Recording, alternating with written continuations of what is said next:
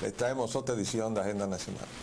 Este programa sustenta los valores de la libertad y la democracia y el derecho de los dominicanos y los latinoamericanos al desarrollo económico y social, con apego y respeto a los principios de soberanía y autodeterminación que sustentan y hacen posible la convivencia pacífica de pueblos y naciones, para identificar y analizar los obstáculos que han impedido e impiden que alcancemos la condición de vida y la felicidad a la que somos acreedores. Les habla Leopoldo Espaillat Anita, y para llevar adelante este programa contamos, como siempre, con la ayuda y la colaboración de nuestro amigo el licenciado Roger Orlando. Felicidades, Roger. Muchas felicidades. El Día de la Amistad. El Día de la Amistad. Para todos ustedes. Entonces, un saludo también a todos los dominicanos, a todos aquellos que de alguna manera nos ven y escuchan, sea por televisión o por radio. Un saludo muy cordial en el Día del Amor y la Amistad. Y desde luego un saludo muy especial para mi esposa, Vanessa, mi compañera de toda la vida, desde el agosto 18 de 1958 a la fecha. Me ha aguantado muchas cosas. Oye, qué heroína. Así también lo hacemos extensivo a nuestros amigos y a nuestros hijos y sus familiares. Bueno, vamos a comenzar con una información sumamente preocupante. Bueno, vamos a ver. Liquidando la nación dominicana, la conspiración pro-haitiana. La Corte de Apelación declara inadmisible el recurso de apelación interpuesto contra la sentencia de niños hijos de haitianos. Esa fue una apelación que presentó la Junta Central Electoral. Dice aquí, la Cámara Civil de la Corte de Apelación de Santo Domingo declaró inadmisible, oigan bien, el recurso interpuesto por la Junta Central Electoral contra la sentencia del juez Samuel Arias Arseno, que ordena inscribir como dominicanos en los registros civiles a los niños de ascendencia haitiana Rubén y Stephanie Saint Jean Basile. La demanda de suspensión de la sentencia 038-2002-02945 fue elevada por la Oficialía del Estado Civil de la segunda circunscripción del Distrito Nacional y la Junta Central Electoral a través de los abogados Ibelice Gullón y Bienvenida Gómez Echeverría. Pero la Corte de Apelación consideró que el recurso no cumplió los procedimientos. Bueno, pues entonces que los reintroduzcan. Claro. Porque nosotros no podemos permitir que los juececitos estos, que son todos partes de esa conspiración que se comenzó con la instalación de la Suprema Corte de Justicia, que por eso le hemos rechazado sus intervenciones al señor presidente de ese organismo, el señor Subedo, cuando dice que el día que la política entre por una puerta a la justicia dominicana, por esa misma puerta él se va a ir. Digo, pues él entró por la puerta política. ¿Cómo fue que él fue a pagar a esa posición de presidente de ese organismo? Esto fue una reunión en el despacho del presidente, entonces, que era Leonel Fernández, con la contribución de los tres que echaron a Pedro dentro del pozo, los tres partidos. Entonces los tres se dividieron la Junta Central Electoral, por eso ahí hay jueces que uno no sabe ni siquiera quiénes son. Usted los busca en el internet para ver quiénes son los integrantes de la Suprema Corte de Justicia. Usted encuentra jueces que usted no ha oído mencionar nunca en su vida, que están ahí por obra y gracia de la politiquería dominicana. A nivel de Suprema Corte. Y así están todos los organismos y todas las instituciones del Estado. Por eso hemos dicho y sostenemos que el problema está en el seno de los partidos, que han concentrado lo peor de la sociedad en lugar de concentrar lo mejor, y además de concentrar en términos cualitativos, no lo mejor. Entonces concentran también la corrupción y por eso desborda hacia todas las instituciones del Estado. Por eso hay corrupción en todas las instituciones del Estado. Entonces ahora tenemos otro ejemplo aquí. Entonces nosotros llamamos a los dominicanos a que se hagan presentes protestando de alguna manera por esta situación. Por un lado, instando a la Junta Central Electoral a que reintroduzca la apelación, porque si se lo han rechazado por un fallo de procedimiento, entonces que se busque otros abogados que sepan lo que tienen que hacer y que introduzcan de acuerdo con el procedimiento que corresponde, porque ese caso no se puede dejar fallar.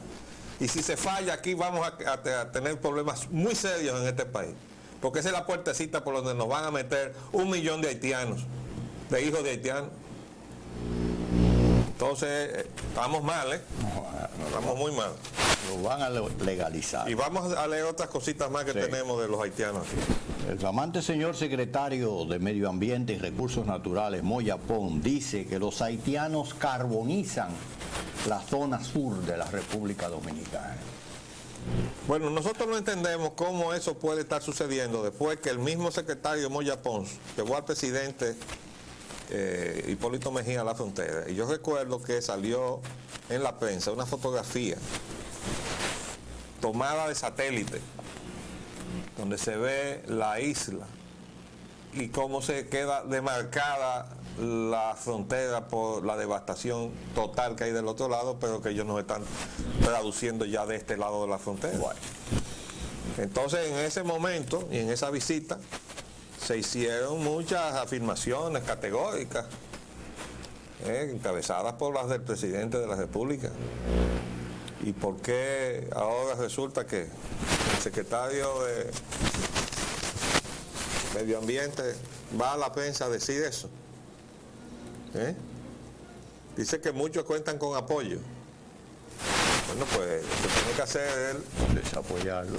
es demandar del presidente de la República la sustitución de aquellos funcionarios que estén apañando eso y o plantear su renuncia. Entonces saldrá por la puerta ancha de ahí, del despachito ese.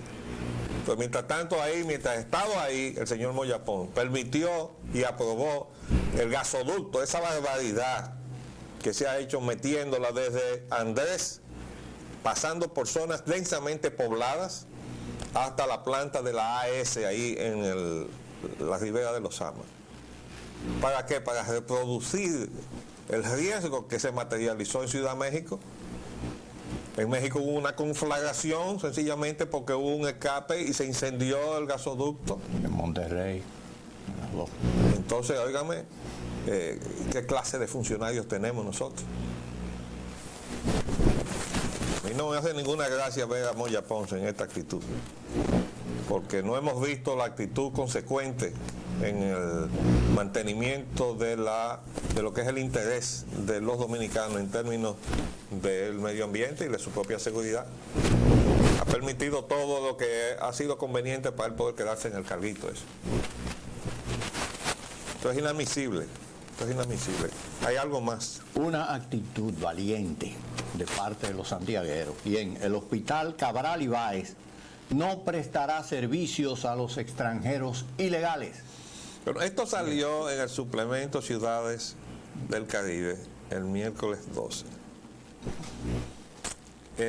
Lo que dice en realidad es que el cuerpo de la noticia, que con la vigencia de la seguridad social, el hospital no le va a prestar más servicios, porque se lo viene prestando hasta ahora. Dice que no le va a prestar más servicios a los ilegales, que desde luego está refiriéndose concretamente a los haitianos. Bueno, yo no estoy tan seguro de que sea así, ojalá sea así, porque yo no confío en esa seguridad social. Además, escuché cómo se afirmaba, no hace muchos días, como que había que flexibilizar o buscarle la vuelta a la cosa. Entonces, en el caso del suroeste. ajá, con el suroeste. Con el registro que no tenía, la Exactamente. identificación, entonces lo iban a carnetizar para hacerlo legítimos acreedores del servicio. Entonces eso no se puede admitir. Vamos a seguir. Las protestas contra la guerra de Irak, convocatoria a vigilia al Parque Independencia. Bueno, fíjense, nosotros ya le leímos esta convocatoria que le está organizando un comité en coordinación con la jornada que se convino en la ciudad de Porto Alegre en el tercer Foro Social Mundial. El día de mañana, 15 de febrero, en el mundo entero, todos los pueblos se van a manifestar en contra de esa guerra insensata que se piensa librar en el Medio Oriente, porque ya no es contra Irak. Eso es una desestabilización del Medio Oriente, cuyas consecuencias, desde luego, se van a retroalimentar a la propia sociedad norteamericana. Entonces hay una convocatoria para una gran vigilia desde las 3 de la tarde a las 9 de la noche. O sea, ustedes pueden ir a la hora que les resulte más cómoda y estar un rato allí en esa vigilia. Nosotros vamos a concurrir. Sí, señor. De modo que les invitamos a que hagan actos de presencia en apoyo a esta invocación hacia la paz, que está encabezada también por el propio Papa, que está pidiendo que no nos volvamos locos, ¿no? Entonces aquí, desde luego, yo he recibido muchas comunicaciones en el internet y hay algunas informaciones que creemos pertinentes leer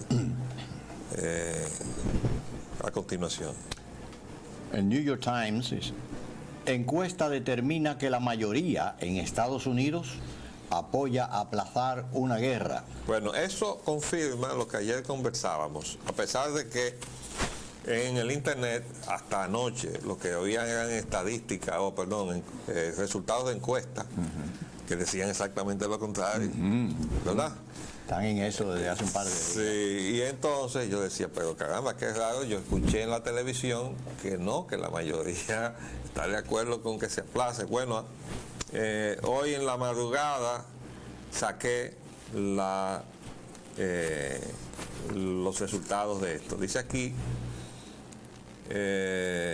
una mayoría de los americanos favorecen que se le dé más tiempo a los inspectores de las Naciones Unidas a completar su trabajo, de modo que cualquier operación militar pueda tener el apoyo del Consejo de Seguridad, según ha determinado la última encuesta del New York Times CBS News. Dice que las opiniones están divididas entre si han podido hacer tanto Bush, el presidente Bush, como el secretario Colin Powell un caso convincente para ir a la guerra ahora mismo. Aunque muchos de los del público están inclinados a pensar que Irak y Al Qaeda están conectados en el terrorismo.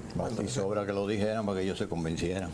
Por eso decíamos que qué oportuno ha sido el pronunciamiento de Osama Bin Laden para afianzar la denuncia del gobierno de Bush. Pero ese artículo que le leímos también ayer, de esa columnista aguda, Maureen Dowd, del New York Times, donde dice, cuidado con eso, porque eso puede ser perfectamente una celada para que Estados Unidos cometa el terrible error de ir a la guerra. Y eso lo hace una mujer muy inteligente, que escribe muy bien. La no marcha contra la guerra en Nueva York. Bueno, eso es que le prohibieron marchar por las calles de Nueva York. Van a reunirse en una plaza. Hay una convocatoria. Ese día yo recibí también de allá, de uno de nuestros amigos que nos ve a través de la retransmisión que se hace de este programa. Y se está haciendo con una convocatoria. Ahora no veo dónde que está. Aquí está. El punto de concentración hasta el momento es la esquina de la calle 49 con la primera avenida al mediodía. Están tomando todos los recursos para que la demostración sea totalmente ordenada y pacífica. Millones marcharán simultáneamente en muchas partes del planeta. Bueno, esa es la intención de esa convocatoria. Y esto viene acompañado de un artículo interesante que dice, tratándose de viejos amigos, desnuda una profunda grieta o diferencia, pero ponen ahí la marcha en las calles de España. Acérqueme esa fotografía que está ahí. Eso es en España, protestando. Esa es la razón por la cual el señor Aznar está calladito últimamente. Pero lo mismo le está pasando a Blair en Gran Bretaña. Entonces, yo no entiendo cómo puede haber o puede considerarse que son gobiernos democráticos, gobiernos que no les responden a su pueblo. Eso es un gobierno democrático. Eso no es un gobierno democrático. Y el señor Tony Blair, desde que se logró sentar ahí en la calle Downing número 10. Dijo que él traía una nueva plataforma laborista. Eso no es más que un contrabando ideológico más de los muchos que conocemos los latinoamericanos, porque nosotros hemos padecido eso durante los últimos 15 o 20 años, de ver los partidos con ideología convertirse en partidos vacíos, sin nada, sobre todo desnacionalizados. Porque hay que sintonizarse con la globalización. Y como la globalización significa eliminación de fronteras, eliminación de identidades, aplastamiento de los pueblos y desde luego libertad para que los capitales inviertan sin restricción de ningún tipo y que los productos entren y compitan en ventaja contra los productos nacionales para que los productos nacionales desaparezcan. Bueno, hay que sintonizarse con todo eso para poder subir al poder. Así es que han estado todos estos últimos partidos y todavía hay candidatos de esos que se quieren alinear para el 2004, que están ahí montados en ese caballito. Es decir, no ofrecen ninguna esperanza de cambio al pueblo dominicano, como no se lo ofrecen algunos de los que están surgiendo en el cono sur. Pero siempre hay esperanza y quizás, como decía alguien, que nunca es más oscura la noche que cuando va a amanecer, ¿no? Así es, a eso lo decía alguien. Vamos a seguir. Malas noticias para el primer ministro Ariel Sharon. Sharon enfrenta un juicio en Bélgica después de finalizar su mandato. Eso fue una posposición, sí, de la Corte. Sentencia. Sí, esto no es una buena noticia para el señor Sharon, que se encargó de hacer eliminar al único testigo que tenían para haberle puesto ahora, antes de él salir del cargo, en un tribunal de la Corte Internacional. Pero ahora sale que después que salga, está enfrentando un juicio, ¿verdad?, en una corte en Bélgica, en La Haya. Esa es la Corte Internacional. Recuerden que los Estados Unidos se negaron a acatar la jurisdicción de esa corte. Ustedes saben que eso no es una casualidad. Eso tiene mucho que ver con el propósito de Estados Unidos de dirigirse por encima de la convivencia pacífica garantizada por el Estado de Derecho Internacional, o sea, por el derecho internacional público. Entonces, como el designio de convertirse en el nuevo orden mundial enunciado por Bush padre y ahora intentado de implementar por Bush hijo, va contra el Estado de Derecho Internacional, entonces no pueden acatar que un tribunal le pase juicio a las acciones que ellos puedan tomar unilateralmente contra otro Estado y los atropellos y las tropelías que puedan producirse en una guerra, porque las guerras son así. Y entonces que vea a su gente llevada, y sobre todo más que a sus soldados, a sus comandantes, a un tribunal internacional como tienen sentado ahí a Slobodan Milosevic, ¿verdad? Y a otros comandantes serbios y de otras etnias. Entonces ese es el asunto, para que no nos perdamos. Pero bueno, ya a Sharon le tienen guardado lo suyo, ¿no? Yo me alegro mucho. Pero los Estados Unidos sigue socavando ese tratado. Tenemos algo más que decirle ahora, un poco más adelante. Muy bien. Malas noticias para el ALCA. Estados Unidos lista para eliminar los aranceles sobre textiles en el hemisferio dentro de 5 años. Sí. Están listos. Esto es una cosa muy simpática, porque a nosotros nos siguen hablando del ALCA, ¿verdad? Pero ahora resulta... Ahora en el 2005, ¿no? Sí, estamos convocados para el 2005, ¿no? Pero de nosotros... Y hay que eliminarlo todo antes del 2005 porque estamos convocados para el 2005. Miren lo que dicen ellos. Ellos ahora mismo tienen todo un programa de subsidios y desde luego de protección y cuotas, ¿no?, para las importaciones, vigente hasta el 2012. O sea, 7 años después del 2005. Ahora ofrecen que ellos están dispuestos a que eso se negocie hasta el 2008, la vigencia de su sistema de cuotas y protección. Textiles. O sea, bajarlo del 12 al 8, pero es un ofrecimiento. Eso no pasa de decir, bueno, yo quiero ir a una reunión donde yo llevo esta posición, pero ya estamos 3 años por encima del 5, para que estemos claros que una cosa es lo que se dice y otra cosa es lo que se hace. Y nosotros los del tercer mundo, los más chiquitos, los más débiles, que no somos tampoco los más brutos, no podemos hacer lo que nos dicen, sino lo que se hace. Ustedes lo hacen, nosotros lo hacemos. No es que ustedes lo digan, pero no lo hacen, entonces nosotros lo hacemos. No, así no. Vamos a hacer un paréntesis. No, pero nosotros tenemos, nuestra hora es de 11:28, de acuerdo con la hora internacional. Aquí tenemos entonces algo más. Tanques de guerra ocupan La Paz, la revuelta en Bolivia, La Paz, la capital de Bolivia. Bueno, este es un asunto que sigue su curso.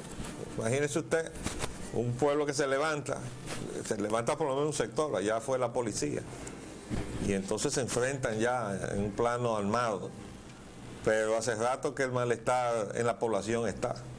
Vamos a ver, vamos a darle seguimiento a esa situación, pero esa es otra crisis de la plataforma neoliberal impuesta como purgante a los pueblos latinoamericanos, sencillamente. Pero que no se limiten solo a La Paz, en Cochabamba también ha habido las mismas manifestaciones dentro del territorio boliviano, Claro. saqueo y la cosa. Sí, claro. Ellos quieren limitarlo ahí. Petróleo y combustible. Gas tendrá subsidio a partir de mañana. Discuten el mecanismo de cómo aplicar el subsidio. Bueno, yo les voy a decir, yo leí la forma en que están interpretando lo que dice la ley. Y están diciendo ahora que van a subsidiar los aumentos de aquí en adelante. Eso no es lo que dice la ley. La ley dice que tiene que subsidiarse el gas del momento en que se promulgó la ley en adelante, no desde ahora. Entonces, esto es una forma de engañar a la población diciéndole que se está cumpliendo con la ley. No se está cumpliendo con la ley. Eso no es así.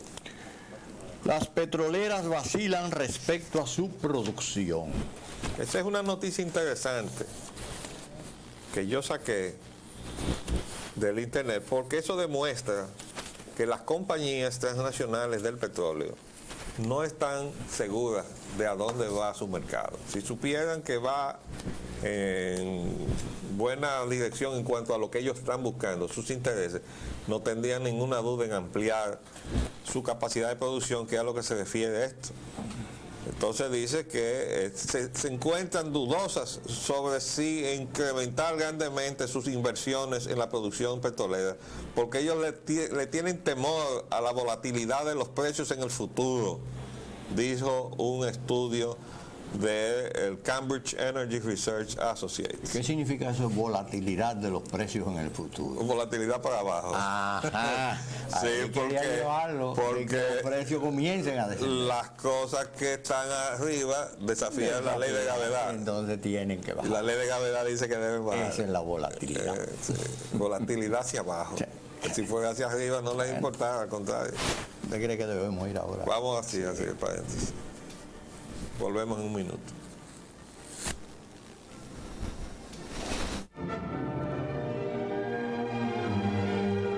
Pues bien, vamos a seguir, amigo Roger. ¿Cómo no? Temas nacionales ahora, nos adentramos en estos titulares. La economía dominicana, el gobierno y las medidas económicas. El gobierno y empresarios suavizan sus diferencias.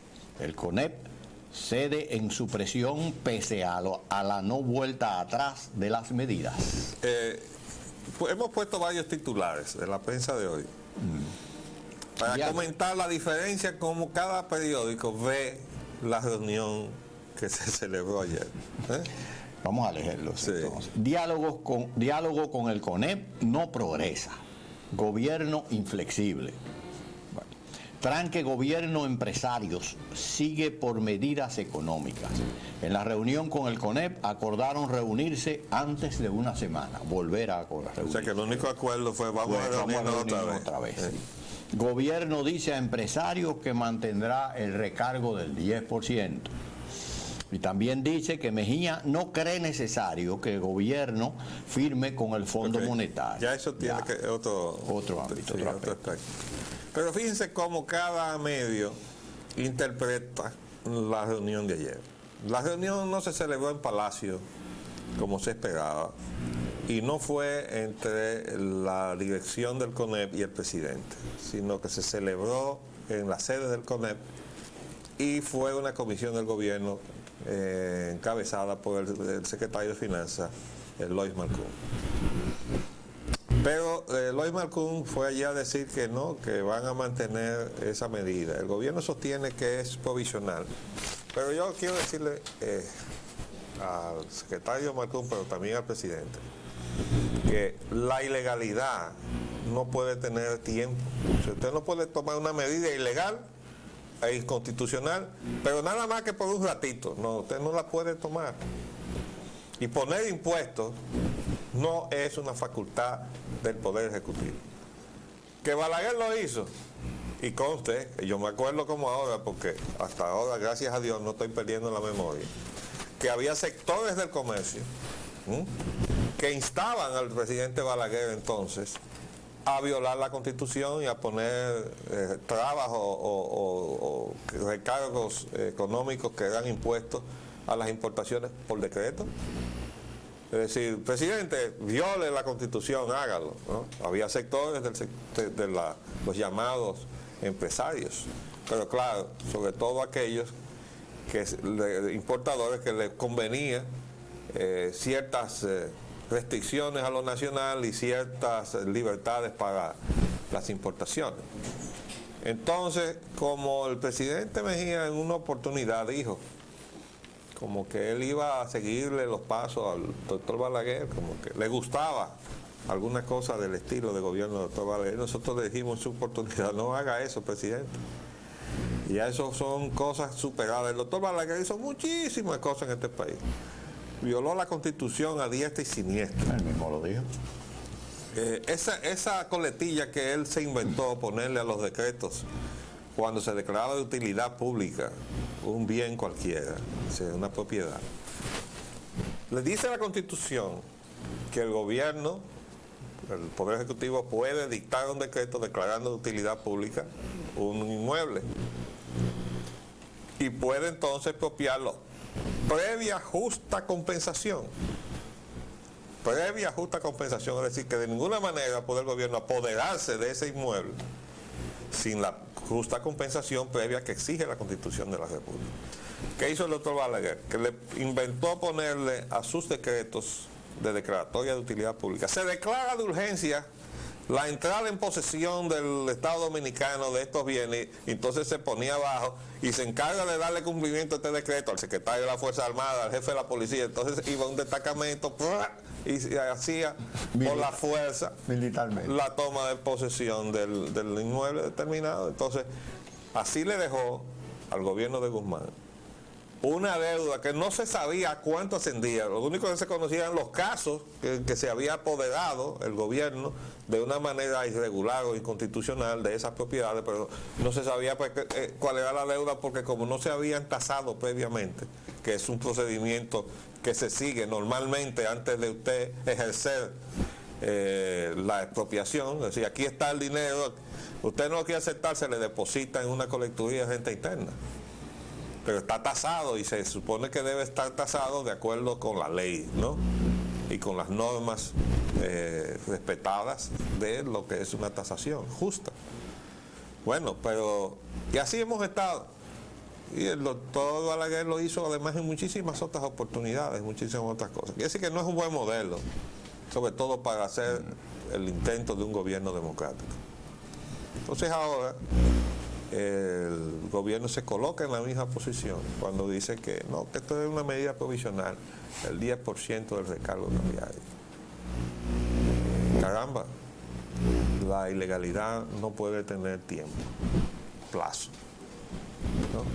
De hecho, está la propia presidenta de la Cámara de Diputados, que es balaguerista, le ha hecho un llamado al señor presidente para que canalice y regularice esa situación inconstitucional en el Congreso. En el Congreso. ¿Y el Senado también? Sí, y el Senado también le ha hecho lo propio, así es.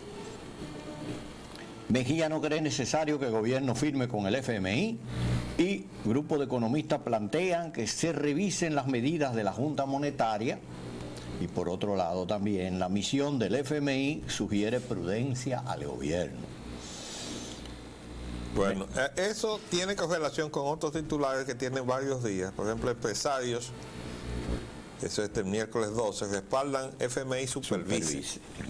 Y ahí mismo dice, Grupo León Jiménez insta al gobierno a firmar acuerdo de vigilancia con el Fondo Monetario Internacional. Pero ahí no es el Grupo León Jiménez, fue Alejandro Grullón y José León Asensio quienes plantearon eso. Yo entiendo que Alejandro Grullón, como banquero, esté postulando la intervención del Fondo Monetario Internacional. Y creemos que arrastró en su posición al amigo José León. Yo entiendo además que mucha gente, después de la reacción del presidente en el sentido de que no iba a volver a convocar la mesa de diálogo para la finalidad de estabilizar la economía y teniendo por delante un mercado cambiario totalmente anarquizado, con un banco central que ha sido sacado de juego y que está pegado a la pared con las manos arriba porque el mismo banco central se quitó sus atribuciones.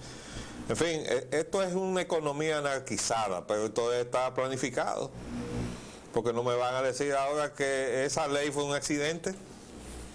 O esa ley, después de tanto tiempo masticándola para producirla hace unos pocos días, es un accidente.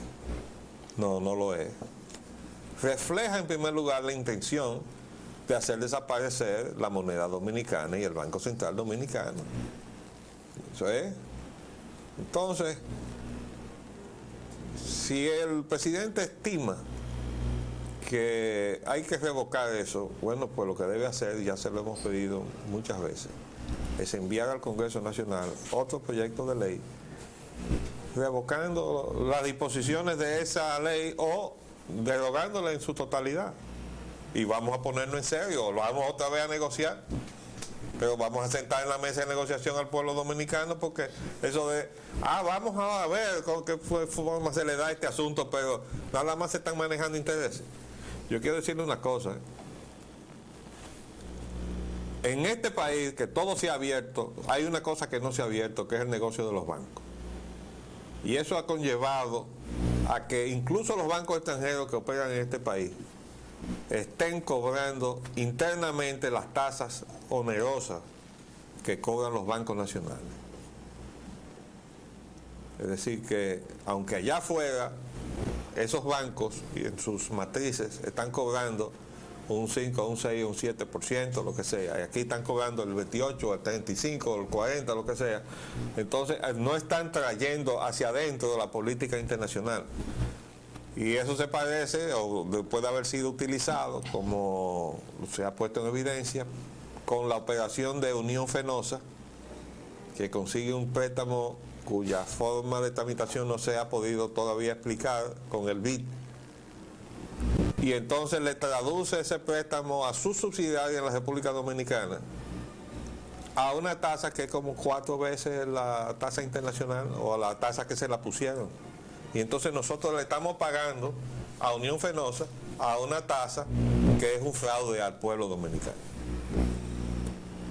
Pero entonces quizá, el precio que hay que ponerle al dinero es el precio local aquí. Bueno, pues ponle ahí un 40%, un 38%, qué sé yo, no sabemos.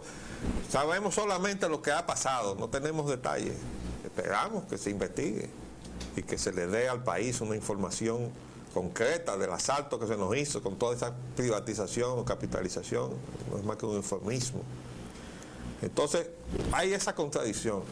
Cuando el dinero es caro, la economía no puede marchar bien. Y aquí usted coge todos los años las informaciones, los bancos van para arriba y la economía va para abajo. Eso hay que pararlo. No estamos diciendo que los bancos se conviertan en negocios altruistas, pero no es verdad que nosotros podemos tener una economía donde los bancos van especulando con el dinero a caer en la usura, mientras el resto de la economía, que está obligada a usar el crédito bancario, tiene que hacerse ineficiente para poder competir. Usted dijo hay que pararlo, yo diría más, yo diría hay que revertirlo, porque es que llama mucho la atención el hecho, como usted mencionó, el préstamo del Banco Interamericano de Desarrollo a la Unión Fenosa, perdón, puesto que el Banco Interamericano de Desarrollo, no solo su carta sustantiva, como usted muy bien ha explicado en muchísimas ocasiones en este programa, no le permite, no le extiende esa facultad para hacer préstamos comerciales, sino que el hacerlo en estas condiciones onerosas todavía es un doble delito. Y entonces eso agrava mucho más la situación. A la tasa que se entiende, por lo menos es la que está cargando Unión Fenosa a los socios dominicanos, a los socios de la CDE, que se entiende que el Banco Interamericano de Desarrollo ha formulado ese crédito. No, eso hay que revertirlo. No hay manera de que una economía pueda ya no avanzar, sino medianamente funcionar con esos factores como es la tasa de cambio, la tasa de interés, en las condiciones en que se está manejando este país. No, y la carga fiscal, porque perdón, sí. Acuérdense ustedes que nosotros pagamos, cada vez que compramos un galón de gasolina, pagamos con la gasolina premium 3 veces lo que paga el ciudadano norteamericano, y con la gasolina regular pagamos 2 veces y media lo que paga el ciudadano norteamericano en impuestos. Y allá está consolidado el impuesto federal, estatal y local en un solo impuesto que equivale a alrededor de 6 pesos, reducido a pesos, el galón. Y nosotros pagamos aquí 18 y pico 3 veces por la premium y 15.70 por la regular. Entonces imagínese usted, y este es el país pobre, aquel es el país rico. Esto es una distorsión total que nosotros tenemos. Completamente. Y así no se puede. Con un ingreso promedio de menos de $3,000 al año. Negocian desistir de los certificados. No, vamos La misión del FMI sugiere prudencia al gobierno. Y además hay otro titular que dice: FMI ofrece asesoría a República Dominicana. La verdad es que ahí vamos a coincidir con el presidente en rechazar esa injerencia. No queremos que el Fondo Monetario ni siquiera opine, porque la experiencia que tiene la República Dominicana del Fondo Monetario es demasiado reciente todavía y muy triste, porque 1984 no está tan lejos, con todos los muertos que costó, por los acuerdos que hizo el gobierno de Jorge Blanco con el Fondo Monetario Internacional, auspiciados o orientados por Bernardo Vega, que era el gobernador del Banco Central entonces nosotros no podemos aceptar que el Fondo Monetario nos venga a aconsejar en nada. Ahora el presidente tiene que reconocer que él no puede declararse en una especie de anarquía fiscal, en el sentido de que no haya disciplina en el manejo del presupuesto, y se lo hemos reclamado muchísimas veces. Presidente, no hay disciplina fiscal. Esos presupuestos de obras abiertos, donde no hay planos, ni especificaciones, ni presupuestos, no ofrecen la posibilidad de asegurar que esa obra va a costar una suma determinada. Es sencillamente, y eso no fue un invento de Hipólito Mejía, eso viene de cuando Balaguer, esa es otra imitación funesta de lo que hacía Balaguer. Un presupuesto abierto, sí, que comience la obra, y entonces vamos ubicando en la marcha. Y como usted puede de antemano saber lo que le va a costar, no lo puede saber. Como no se sabe lo que va a costar la Villa Panamericana, ni nada lo que signifiquen los Juegos Panamericanos. ¿Ni cuánto costó el faro?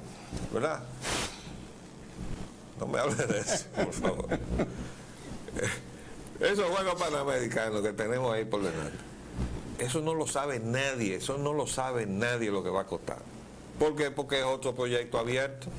Ahí no hay planificación de nada. Usted no se lo han oído decir a Polo Muñoz aquí en este programa varias veces. No hay planificación, y si no hay planificación, no se puede ni siquiera asegurar el cumplimiento en la fecha de los compromisos que se han hecho. Presidente, así no se puede trabajar. Y esa gente que usted tiene, que usted dice, no lo voy a cambiar, presidente, usted lo tiene que cambiar. Lo primero es porque no lo están ayudando en nada. Y además porque usted no se puede echar arriba la tarea de ellos. La cosa es al revés, ¿eh? Además en política, y me excusa que le dé consejo en política, pues yo le llevo 10 años y pico, ¿eh? Además, mirando hacia afuera también, no solamente aquí en el patio, es afuera también, donde los presidentes, cuando hay un error de política, cogen al que está al frente de la política, el titular de la cartera, y lo cambian. Cambian la política y cambian al titular de la cartera. El cambio del titular no es el principal, lo principal es el cambio de la política. Se hace el cambio de la cartera para que el pueblo perciba que la intención es cambiar la política, quitando a que estaba llevando a cabo la otra política.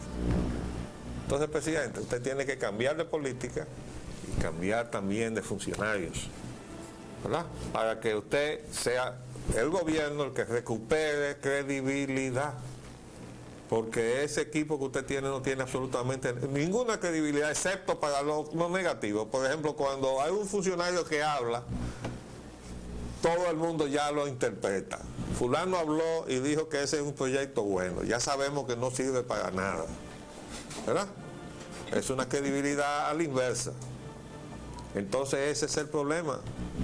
Y nosotros realmente quisiéramos que usted, de alguna manera, le llegara estas recomendaciones que le hacemos de buena intención, para ver si rebasamos este momento difícil, en donde definitivamente, ya le dijimos ayer, si usted le mete el frente a esa situación que está encabezada por ese equipo de extranjeros que traídos de la mano, llegaron desde cuando la gestión del doctor Balaguer aquí, pero lo trajo la gente del PRD, y encabezado por Peña Gómez en sus relaciones internacionales, y nos metió aquí a todos estos españoles que no tienen nada que ver con la colonia española, que se ganó su espacio aquí en el afecto de los dominicanos, trabajando y sudando junto con nosotros. Eso es que llegaron a asaltarnos, eso es otra cosa, ¿eh? Y el presidente, usted tiene que enfrentar eso, porque para eso fue elegido. Bueno, nos están haciendo señas de que se nos acabó el tiempo, Roger. Tenemos 5 minutos de diferencia con la hora internacional.